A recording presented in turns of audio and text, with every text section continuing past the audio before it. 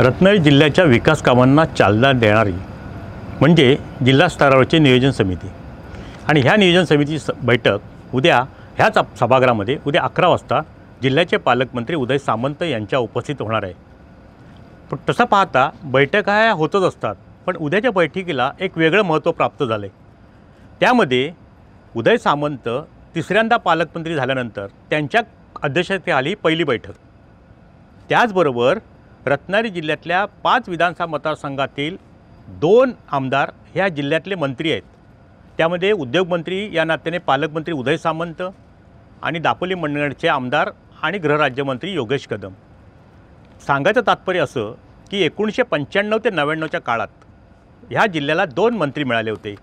एक माजी मंत्री नगरविकास रवींद्र माने यांच्या रूपाने, तर माजी मंत्री गृहराज्यमंत्री रामदासभाई कदम यांच्या रूपाने। त्याच्यानंतर 25 वर्षाचा हा कालखंड गेल्यानंतर ह्या जिल्ह्याच्या पदरात 2 मंत्रिपदे मिळाली। त्यामुळे उद्याच्या बैठकीला दोन्ही मंत्रिपद 2 मंत्री ह्या बैठकीला उपस्थित राहणार आहेत। ह्याच बैठकीमध्ये आणखीन वेगळेपण असं की जिल्ह्याच्या नियोजन समितीच्या बैठकीच्या इतिहासात पहिल्यांदाच 2 सख्खे भाऊ या सभागृहामध्ये जनतेचे प्रश्न सोडवण्यासाठी बसणार आहेत।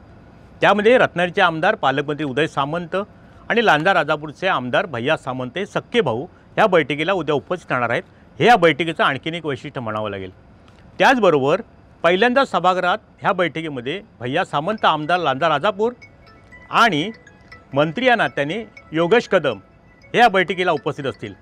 एकंदरीत विचार केला जिल्ह्याचा तर 5 आमदारांपैकी 4 आमदार हे महायुतीचे आहेत आणि 1 आमदार महाविकास आघाडीचे भास्कर जाधव गोवागरचे आहेत।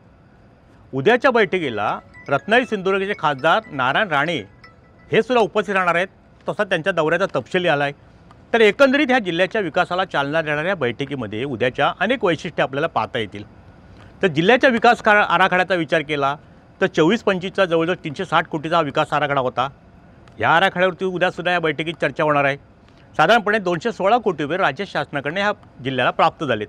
त्यातले 111 कोटी रुपये खर्च झालेले आहेत। उर्वरित कामांना प्रशासकीय मान्यता देण्यात आलेली आहे। आता उद्याच्या बैठकीमध्ये विचार होणार आहे तो आणखीन 25-26च्या जिल्हा नियोजन समितीच्या विकास आराखड्याबद्दल की त्याच्यामध्ये साधारणपणे लोकसंख्येचा निकष धरून हा आराखडा तयार केला जातो आणि राज्य शासनाकडे पाठवला जातो। साधारणपणे उद्याच्या बैठकीमध्ये 311 कोटीचा आराखडा तयार केला जाणार आहे आणि तो राज्य नियोजन आयोगाकडे पाठवण्यात येणार आहे।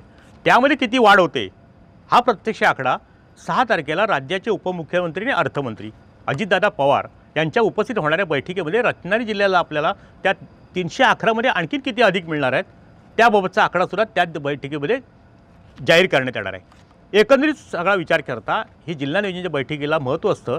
ग्रामीण भागातील विकास कामांना चालना देण्याकरता आमदार खासदार ह्या बैठकीला उपस्थित राहतात आणि उद्योगमंत्री या नात्याने पालकमंत्री म्हणून तिसऱ्यांदा उदय सामंतांची बैठक ही उद्याच्या उपस्थितीत अध्यक्षस्थानी असतील आणि त्यामुळे विकासाच्या कामाला चालना देताना हे सर्व आमदार खासदार हातात हात घालून जिल्ह्याच्या राजकारणात नेहमीच सक्रिय झालेले आहेत, तितकेच विकास कामामध्ये सुद्धा अग्रस्थानी राहिलेले आहेत।